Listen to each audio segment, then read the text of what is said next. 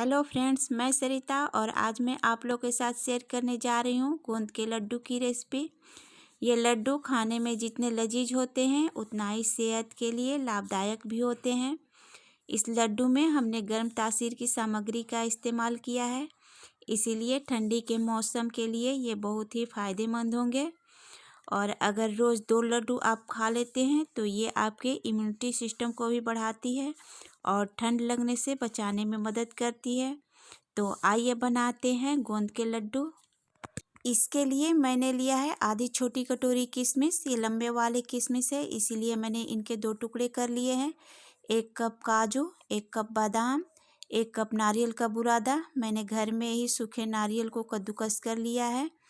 और 1 बड़ी कटोरी चीनी का पाउडर। ये 200 ग्राम चीनी को मैंने मिक्सी में पीस लिया है। 1 कटोरी गेहूं का आटा। ये शुद्ध घी जिसे हम ज़रूरत के अनुसार इस्तेमाल करेंगे।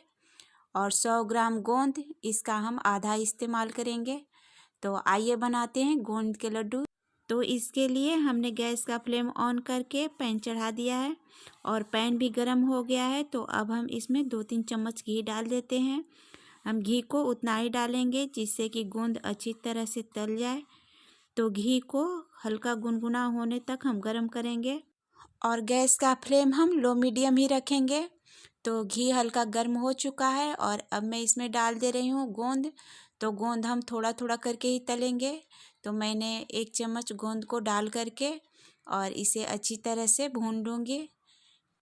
तो थोड़ी देर भूनने के बाद गोंद का कॉर्न बनने लगा है। तो हम थोड़ी देर इसे और भून लेंगे। इसे हम थोड़ा कलर चेंज होने तक भूनेंगे, वरना कम भूनने पर ये अंदर से कच्चे रह जाएंगे। तो अब आप देख सकते हैं कि इसका कलर चेंज होने लगा है और इस पर एक सुनहरा सा गोल्डन कलर आ गया है। तो अब हम इस कॉर्न को निकाल लेंगे। तो मैंने इन्हें एक अलग बर्तन में निकाल लिया है और बचे हुए गोंद को हम फिर से पैन में डालकर और चलाते हुए सुनहरा रंग आने तक तल लेंगे। तो मैंने बचे हुए गोंद का भी कॉर्न बना लिया है और मैंने यहाँ पर 50 ग्राम गोंद का कॉर्न बनाया है। आप चाहे तो इसकी मात्रा को घटा बढ़ा भी सकते हैं। तो मैंने सभी गोंद को भून करके निकाल लिया है और सेम पैन में मैं ड्राई फ्रूट्स को डाल दे रही हूँ। तो मैंने यहाँ काजू और बादाम लिया है। आप चाहे तो अपनी पसंद के अनुसार ड्राई फ्रूट्स भी कम ज़्यादा कर सकते हैं। और अगर आप चाहे तो इसमें मखाना, अखरोट, पिस्ता या और भी ड्राई फ्रूट्स ले सकते हैं, पर मैंने उसी ड्राई फ्रूट्स का इस्तेमाल किया है जो आसानी से ग्रोसरी की दुकान पर मिल जाते हैं। तो हम काजू और बादाम को बस थोड़ी देर के लिए भून लेंगे। हमें इतना नहीं भूनना है जिससे कि इसका कलर चेंज हो जाए। तो थोड़ी देर भूनते हुए हमने इन्हें सेक लिया है और इन्हें थोड़ी सी सेक लेने से इनका मॉइस्चर थोड़ा कम हो जाता है और ये कुछ क्रंची हो जाते हैं। तो मैं अब इन्हें एक अलग प्लेट में निकाल ले रही हूँ। तो इन्हें निकाल लेने के बाद कढ़ाई में बचे हुए घी में से मैं थोड़े से घी निकाल ले रही हूँ और थोड़े से 1 चम्मच घी में मैं नारियल के बुरादे को डालकर और बुरादे को भी थोड़ी देर के लिए भून लूँगी। तो लगातार चलाते हुए हम बुरादे को भी थोड़ी सी फ्राई कर लेंगे। तो लगातार चलाते हुए हमने इन्हें भी थोड़ी देर के लिए भून लिया है और अब मैं इन्हें भी एक अलग प्लेट में निकाल दे रही हूँ। तो इस तरह से हमने सभी ड्राई फ्रूट्स को भून लिया है और अब हम इन्हें मिक्स कर लेते हैं। तो इसके लिए हम सबसे पहले गोंद को क्रश कर लेंगे। तो इसके लिए हम गोंद को एक मोटी तली की थाली में डालकर और पोटैटो मैशर की हेल्प से या आप बेलन की हेल्प से भी इसे क्रश कर सकते हैं। ये कॉर्न बनने के बाद बहुत हल्के हो जाते हैं जिससे ये आसानी से क्रश हो जाते हैं। तो हमने इन्हें दरदरा क्रश कर लिया है। तो अब हम ड्राई फ्रूट्स को भी दरदरा ग्राइंड कर लेंगे। इसके लिए हम ड्राई फ्रूट्स को एक मिक्सर जार में डाल देते हैं और हम मिक्सी को लगातार नहीं चलाएंगे, वरना ये पीस जाएंगे और इनसे तेल निकल जाएगा। तो हम मिक्सी को बंद कर करके चलाएंगे तो ये एक समान दरदरा ग्राइंड हो जाएंगे। तो मैंने ड्राई फ्रूट्स को ग्राइंड कर लिया है और अब मैं सभी ड्राई फ्रूट्स को एक साथ मिला दे रही हूँ। तो मैंने नारियल के बुरादे में ही काजू और बादाम के मिक्सचर को डाल दिया है और इसी में मैं डाल दे रही हूँ किशमिश और साथ ही मैं क्रश किए हुए गोंद को भी डाल दे रही हूँ।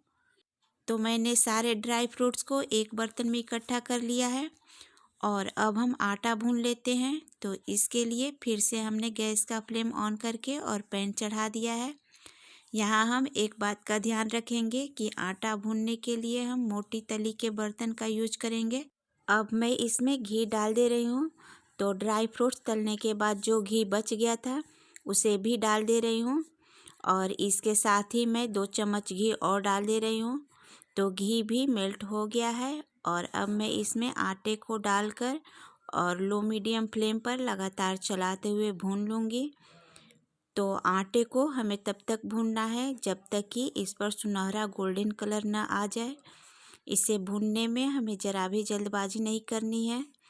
इसे आराम से चलाते हुए हम भून लेंगे और फ्लेम को लो मीडियम ही रखेंगे, तभी आटा एक बराबर और अच्छे से सीखेगा। अगर आटा कच्चा रह गया तो सेहत को नुकसान करेगा और अगर जल गया तो इसका स्वाद खराब हो जाएगा। तो धीरे धीरे आटे पर गोल्डन कलर आने लगा है और इसकी सौंधी सौंधी खुशबू भी पूरे घर में फैल गई है। तो हम आटे को बस 1 मिनट के लिए और भून लेते हैं। तो 1 मिनट भूनने के बाद आटे पर बढ़िया सा गोल्डन कलर आ गया है। तो अब मैं आटे को ड्राई फ्रूट्स के साथ निकाल लूँगी। तो ये मैंने आटे को ड्राई फ्रूट्स के साथ निकाल लिया है और अब मैं पीसी हुई चीनी को भी डालकर और हथेलियों से ही मिक्सचर को मिला लूँगी। मिक्सचर मिलाने के बाद इसमें अच्छी बाइंडिंग नहीं आ रही थी, तो मैं फिर से पैन को चूल्हे पर चढ़ाकर और इसमें 2 चम्मच घी डाल दे रही हूँ। तो घी भी मेल्ट हो गया है और अब मैं मिक्सचर को डालकर थोड़ी गर्म कर लूँगी।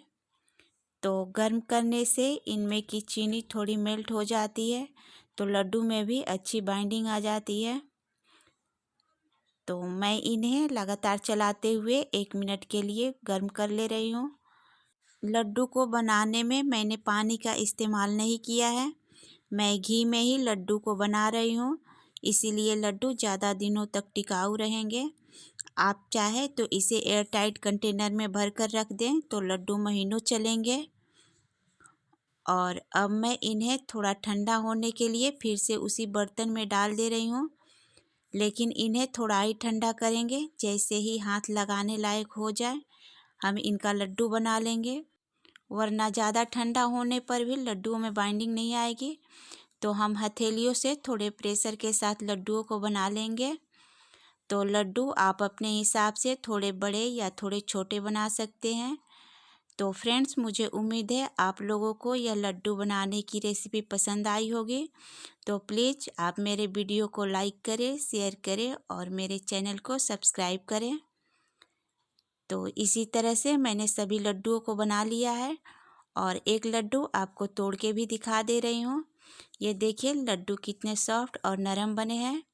आप इन्हें दूध के साथ ले सकते हैं या फिर आप चाय पीते हो तो सुबह चाय पीने से पहले एक लड्डू खा लें, तो ये आपके शरीर के एनर्जी को बनाए रखेगी। तो मिलते हैं नेक्स्ट वीडियो में, तब तक के लिए बाय।